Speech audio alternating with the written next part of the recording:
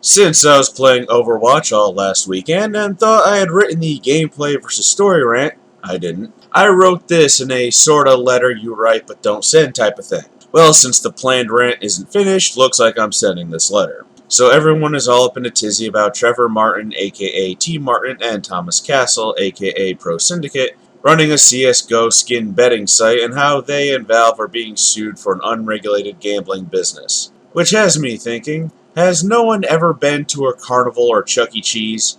But just put that into the back of your mind for now. Let it mull over and stew for a couple of minutes because I'm coming back to that. So what's this whole CSGO thing about? Well, CSGO, or Counter-Strike Global Offensive, is a first-person shooter that came out around 2012. And in that game you get crates and you buy keys with real money to unlock those crates. The crates contain skins that you're able to sell in the Steam marketplace. The skins have real-world monetary value, and what you were able to do was link your Steam account to a third-party betting site where you can deposit the skins and essentially flip a coin to try and win more from other people. T. Martin and Pro Syndicate were recently caught with their pants down by a YouTuber called Honor the Call, who did some digging and found that they owned the site. H3 Productions took the baton and found through archived footage that the two never disclosed that they owned the site. T. Martin tried to do damage control by trying to say that he didn't own it at first, but that was a lie. He just kept trying to pour water on the flames, but it turns out that water was gasoline. Now there's people saying that they technically didn't do anything wrong, while others are pointing out what they did was in fact illegal by not disclosing that they owned the site. Therefore, they were profiting from it.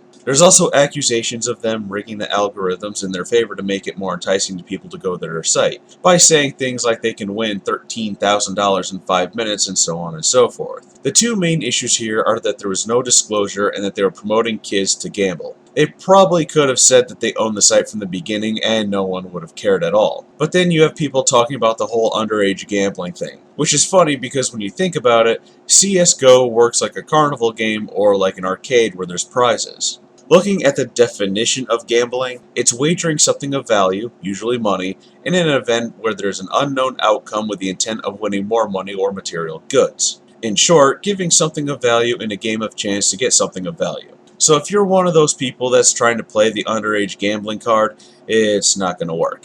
Society has been teaching kids to gamble for years. Chuck E. Cheese is probably the biggest institution of underage gambling ever made. Ever go inside of one? It looks like a Vegas casino. There's machines with happy flashing lights and sounds. Chuck E. Cheese's new slogan should be where a kid can pretend to be an adult. Because they go in, pay money to play games, they get tickets, and exchange those tickets for prizes. While some games in Chuck E. Cheese are games of skill, it's still up to chance as the games are designed to work against the player. Or what about those games where you drop in a coin and try and get an arm to push all the coins off of a shelf? Some of them only take quarters, actual money, and they're designed to pay out only after they've made a certain number of plays. Just like those claw machines. You put in money, but that doesn't mean you're going to win anything, as the claw is designed to only give a prize after so many plays. I am not advocating for children to gamble, but to pretend that kids aren't being encouraged to gamble is just choosing to be blind to the world around you. Games like Clash of Clans encourage you to pay money to fortify your defenses, and then you go head-to-head with other players to see who wins, doling out digital prizes. Kids play these games as well as adults. Just because you spent a lot of money on your fortress doesn't mean you're gonna win. Kids are more perceptive to bright flashing lights and colors and sounds and friendly imagery. That's why those prize machines look the way they do. They look fun and all the prizes look enjoyable. So a kid will put money into the machine to try and win a prize. All of this is very reminiscent of Japan, because since the 90s they've had an anti-gambling blanket law for years, making gambling illegal. But yet people pay money at pachinko parlors for a chance to win balls, use those balls to exchange for prizes, or something called a special prize that they take to a different establishment, usually next door, to exchange for real-world money. And the way pachinko parlors get away with this is because pachinko is considered an amusement activity. It's the same exact wording that those daily fantasy sports sites use, saying that it's not gambling but an amusement activity. But you know what's also considered an amusement activity? Gambling. However, sites like FanDuel are under fire right now because their choice of wording is finally being challenged. Right now, they're saying that even though it walks like a duck, sounds like a duck, and even looks like a duck, it's actually a goose. That way they can stay unregulated and do whatever they want, making up as many rules as they want on the fly that will benefit them. So don't play the underage gambling card. Because if people were really concerned with underage gambling, places like Chuck E. Cheese or arcades where there's prizes to be won would be shut down really quick. And there's nothing wrong with gambling, just as long as you don't get addicted to it. But children still shouldn't gamble.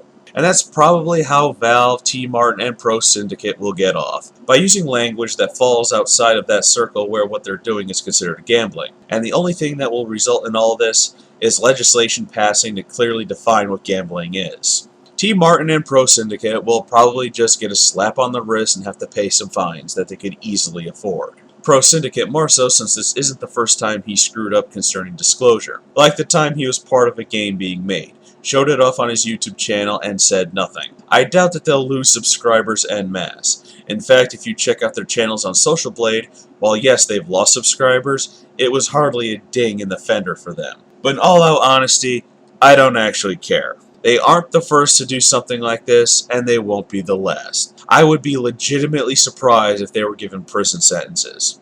Valve was very silent about the whole situation, opting to not talk about it until after everyone calmed down about it and stopped caring, claiming that they're going to revoke the access that CSGO skin gambling sites have by sending cease and desist letters, acting like they never knew that this was going on.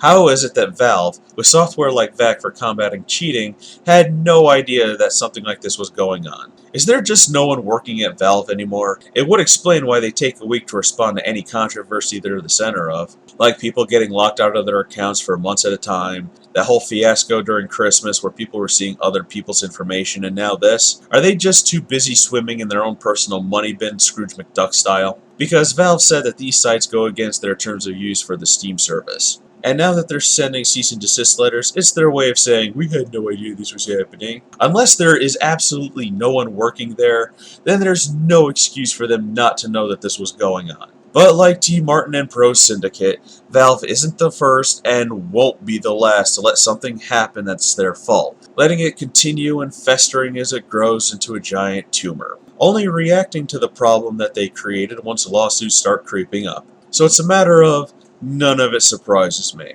I just take the Rick Sanchez approach, and for that the answer is, don't think about it. Because there's no point in thinking about it. It's only going to get you mad, and then later on, no one's going to give a shit.